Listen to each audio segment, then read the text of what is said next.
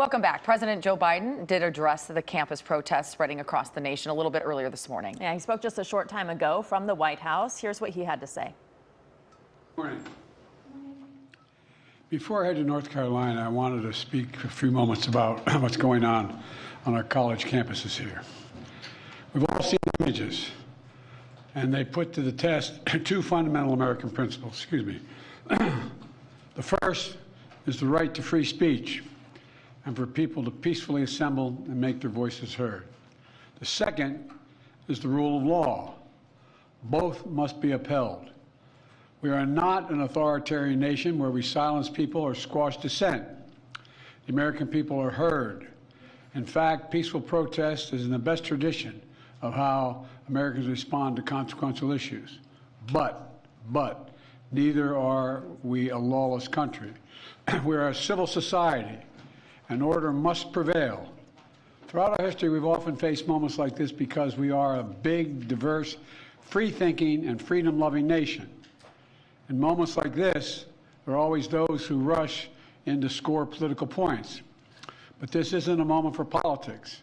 It's a moment for clarity. So let me be clear. Peaceful protest in America.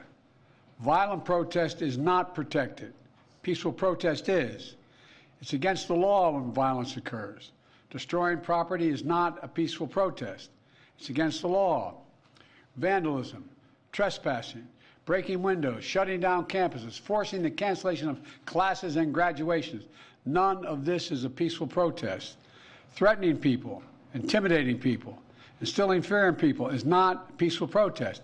It's against the law. Dissent is essential to democracy, but dissent must never lead to disorder or to denying the rights of others so students can finish the semester and their college education. Look, it's basically a matter of fairness. It's a matter of what's right. There's the right to protest, but not the right to cause chaos. People have the right to get an education, the right to get a degree, the right to walk across the campus safely without fear of being attacked. But let's be clear about this as well. There should be no place on any campus, no place in America for anti-Semitism or threats of violence against Jewish students. There is no place for hate speech or violence of any kind, whether it's anti-Semitism, Islamophobia, or discrimination against Arab Americans or Palestinian Americans. It's simply wrong. There's no place for racism in America. It's all wrong. It's un-American. I understand people have strong feelings and deep convictions. In America, we respect the right and protect the right for them to express that. But it doesn't mean anything goes. It needs to be done without violence, without destruction, without hate, and within the law. You know, make no mistake, as president, I will always defend free speech, and I will always be just as strong in standing up for the rule of law. That's my responsibility to you, the American people, and my obligation to the Constitution. Thank you very much. Mr. President, and our cameras, as we've been following this the entire morning. We want to bring back in USC professor Sandy Tolan, who spent years in the UC system at UC Berkeley. You know, Rick mentioned this is a last resort per policy for the UC system to bring in law enforcement when it's disrupting activities on campus. If students are blocked from access, there were reports that students were being blocked from the library, and of course reports that a lot of Jewish students are feeling very intimidated and scared, and that this isn't a conducive learning environment for a lot of people. No, and these questions should be taken very seriously and looked at very, very seriously. Again, if there are clear statements of anti-Semitism or Islamophobic statements, you know, if we are seeing both Muslim and Jewish and Arab and Palestinian students saying that they feel unsafe. The is, what degree is that feeling of not being safe? Is it because you're uncomfortable with what other people are saying, or because you're actually threatened? And has it crossed the line into hate speech? That's an important question. What I have seen at USC, it has not been the case from what I have witnessed in my 8 or 10 hours in the encampment there. And also, you know, I know that and I can't really speak because I haven't been on the ground at UCLA, but at USC there were claims that students were blocking access to buildings. That's simply not true. I mean, I've been at that encampment. It doesn't block anything. It's in a very small part of Alumni Park, like a quarter of it, and people are very respectful, and they're not using bullhorns. So the idea that this is sort of chaotic and hateful, in my experience and observation, is just not what's happening. At least at USC, is from what you're saying. At least what I've seen at USC, that's right. At UCLA, the statement was put out by some of the organizers of the pro-Palestinian camp saying that the outside group who came in the other night actually released mice into the camp. I hadn't heard that. Yeah, so that's coming out too, as we get kind of a clearer picture in hindsight. As to what's happening. You know, I think with what you're talking about, as you said, obviously you denounce any anti-Semitism, but right. In this University of Chicago study, I found it very interesting. About 10% of college students who were polled in this study said that they would permit student groups to call for genocide against Jews, and 13% of college students said that when Jews are attacked, it's because they deserve it. So there are... That's absolutely deplorable. Right. And no one I know, of all the professor colleagues that I have, and no one I have talked to at the camp, again, many Jewish students. And this is a national study, I should point out. Right. This wasn't a local study. And that is very disturbing, and that should absolutely not be tolerated. Those kinds of things. But what is a call to, is from the river to the sea a call for genocide?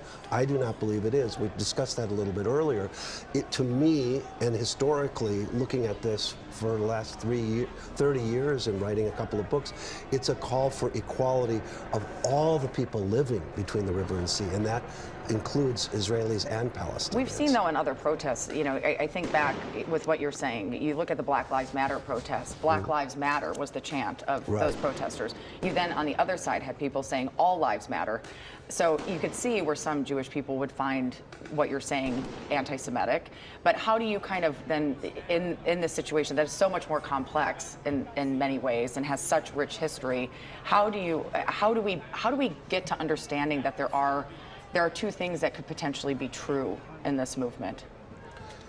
In terms of the atrocities that are happening in Gaza, as well as people feeling that there are anti-Semitic statements and some of the sentiment that's out there. Right. I mean, again, it has to do with, to me, crossing the line between free speech and hate speech.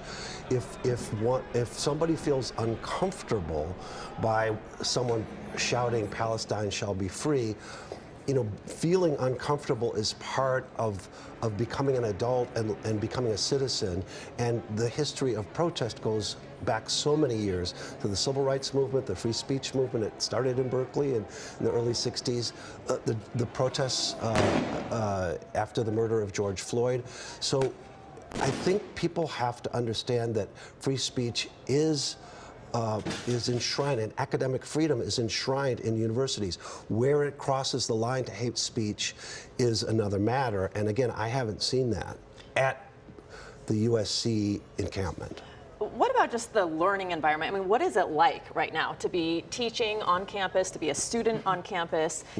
It doesn't look like it's easy to study for your final, for example, right now at USC or UCLA. Well, yesterday I was part of a group of maybe 200 faculty who wanted to send a message to the president and provost of USC that we are supporting our students, their right to free speech. At that very moment, no press was allowed onto campus, so we walked to the gates and gave interviews through the bars to local journalists who were not allowed to come in. And what is going on with that? What kind of restrictions on the press is USC? What are they trying to get out of this kind of repression and lack of access to the press? But in terms of the students, I mean, it's happening in different ways. I taught a class in podcasting at the Annenberg School this year, and on our just a week ago yesterday, when the encampment was just growing, we started hearing the roar of police helicopters, and we had to stop class not because of the protests, not because of the encampment, but because of the roar of police helicopters. And yesterday, when the faculty assembled to express our support for the students and their right to free speech, one of the leaders of the faculty group read a message from the president of USC saying, please be respectful and not be too loud or disruptive because it's study days. He had to shout that over the sound of an LA police helicopter, which was not exactly respecting study days itself. Is there a healthy debate happening among students? Is this a topic of discussion in class? And especially for you who teaches journalism, what better education for these students right now? Yeah, I mean, you know, those of us who are, you know, proud of the teaching that we do and happy with our exchanges with students, as am I think we understand that to some degree what's happening outside of the classroom and the exchanges that are happening are in some ways more formative of learning how to be a citizen and an engaged citizen. I don't know if right now, I don't know the extent to which the exchanges are creating new perceptions and new ideas. I can see that happening to some extent, and I hope that people can understand that, again, with so many Jewish students in the USC camp, that it's not inherently anti-Semitic, and if people can just come and visit those students, I think they'll see that this is a very disciplined, very serious community that they have built over the last week with like rules of codes of conduct. You know, there's medical tents, food tents, hygiene. I mean, it's kind of an amazing community that they've created. It reminds me of when I covered Standing Rock in North Dakota 8 years ago. That was that same sort of very serious creation of community in a protest against a very large series of forces, in that case oil companies in North Dakota. You know, I do think there's debate about the fact, you're talking about how you had to go to the gates and talk to journalists not being let in at USC. USC is a private school, UCLA is a public school. We've watched this now play out at Columbia as well, which is a private school with some of these things. Is there a debate between how free speech is talked about at both a private school and a public school? I mean, I've heard some talk about that, right? That because the UC system is public, that inherently, well, we thought with UCLA, it looked like the responses for a while were very different between USC and UCLA. I think that line of distinction is getting blurred now with the action that UCLA has taken. But it's true that USC is a private university. And I'm not a lawyer, so I don't know what the legal rights for closing campus are. But on Saturday night, a number of faculty came down because there was discussion of an action against the encampment. About 20 of us went down there on Saturday night to express our support. I had no plans to get arrested and was not arrested, but I can tell you that for the first time in the 16 years I've been teaching at USC, even showing my ID to get on campus was not enough. They said, you can't come. It's only for students. And I said, I have to get something out of my office, which I did. But the idea that professors at that moment weren't even allowed on campus is, you know, that goes over the line to me.